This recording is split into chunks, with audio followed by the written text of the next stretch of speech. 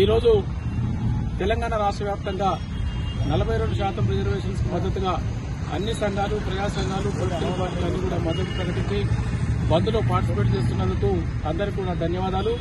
ముఖ్యంగా కాంగ్రెస్ పార్టీ 42%తో స్థానిక సంస్థల ఎన్నికలు ప్రకటించి ఆ విధంగా చేయకపోగా బీసీలను మోసం చేసే విధంగా ప్రయత్నాలు చేస్తున్న సందర్భంగా నిరసనగా ఈనాడు ఈ బంద్కు పిలుపునివ్వడం జరిగింది. బంద్ విజయవంతంగా నడుస్తుంది.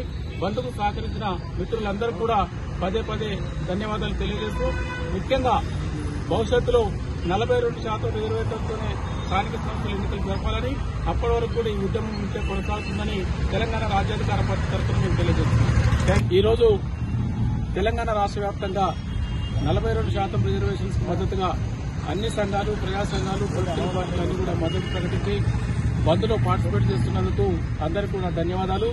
ముఖ్యంగా కాంగ్రెస్ పార్టీ 42%తో స్థానిక సంస్థల ఎన్నికలు ప్రకటించి ఆ విధంగా చేయకపోగా బీసీలను మోసం చేసే విధంగా ప్రయత్నాలు చేస్తున్న సందర్భంగా నిరసనగా ఈనాడు ఈ బంద్కు పిలుపునివ్వడం జరిగింది.